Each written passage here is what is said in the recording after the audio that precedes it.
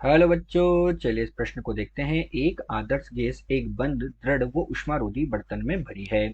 100 ओम प्रतिरोध की एक कुंडली जिसमें 1 एम्पीयर की धारा बहती है गैस को ऊष्मा देती है। 5 मिनट बाद गैस की आंतरिक ऊर्जा में परिवर्तन होगा। विकल्प ए 0, विकल्प बी दिया है 10 किलो जूल, विकल्प सी दिया है 20 किलो जूल और विकल्प डी कितना दिया गया है यहाँ पर 30 किलो जूल। तो हमें यहाँ पर क्या करना है बच्चों, जो आंतरिक ऊर्जा में परिवर्तन होता है उसका मान ज्ञात करना है। उसके लिए हमें चारों विकल्प दिए गए हैं। तो चलिए बच्चों, सर्वप्रथम हम देखते हैं मुख्य अवधारणा।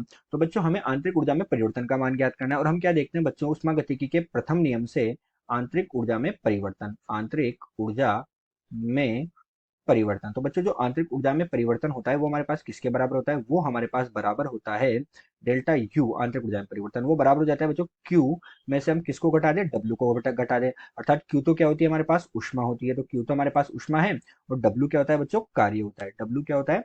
कार्य होता है। इस तरह से हम क्या कर सकते हैं? आंतरिक ऊर्जा में परिवर्तन का मान ज्ञात कर सकते हैं। इसी के साथ बच्चों हम देखते हैं कि यदि हमारे पास क्या हो, यदि कार्य हमारे पास शून्य हो जाए और हमारे पास क्या हो कि डेल्टा यू और Q बराबर है, और इनका बच्चों हमारे पास एक सूत्र होता है, वो होता है I का वर्ग गुणा आर टी के बराबर हो जाए। यदि हमारे पास बच्चों कार्य शून्य है तो वहां से क्या हो जाएगा? डेल्टा यू क्यू के बराबर हो जाएगा और ये सूत्र हो जाता है I का वर्ग आर टी के बराबर, जहां I क्या होती है बच्चों?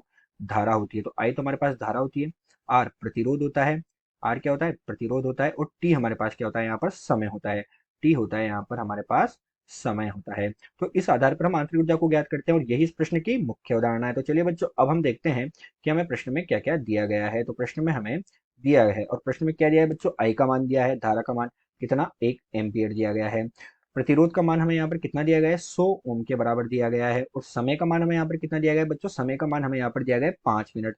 तो बच्चों 5 मिनट को 60 से गुणा करेंगे तो हमारे पास कितने सेकंड हो जाएंगे?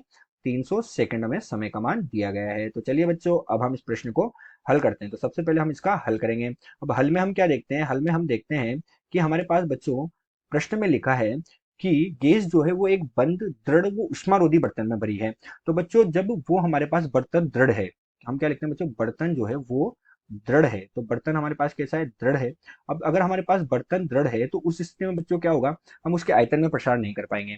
उसके आयतन में प्रसार नहीं कर पाएंगे अर्थात हमारे पास डब्ल्यू बराबर क्या होता है बच्चों? पी डीवी होगा। आयतन में प्रसार नहीं होगा यानी डीवी का मान 0 होगा, तो किया गया कार्य हमारे पास कितना हो जाएगा? शून्य हो जाएगा। तो बर्तन दृढ़ है इसलिए हमारे पास कार्य का मान शून्य हो जाएगा। और कार्य का मान शून्य है तो हम यहाँ पर क्या लिखेंगे बच्चों की डेल्टा यू हमारे पास किसके बराबर हो जाएगा? क्यू के बराबर हो जाएगा। और ये हमारे पास आई का वर्ग गुणा आर टी होता है। कितना होता है बच्चों? आई का वर्ग गुणा आर टी, जो हम मुख्य उदाहरण में लिख चुके हैं, तो यहाँ पर हम इसका मान रखेंगे। तो डेल्टा यू बराबर आई का वर्ग, आई का वर्ग कितना होगा बच्चों? 1 का वर्ग करेंगे। आर कितना होगा हमारे पास? 100 है।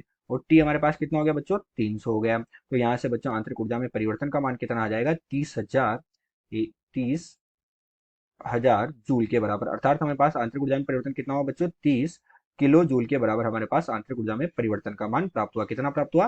30 किलो जूल के बराबर हमें आंतरिक ऊर्जा में परिवर्तन का मान प्राप्त हुआ। तो दिया गया जो प्रश्न है इसमें आंतरिक ऊर्जा में परिवर्तन विकल्प डी 30 किलो जूल के बराबर प्राप्त हुआ। आशा करते हैं दिया हुआ प्रश्न आपको समझ आया होगा। धन्यवाद।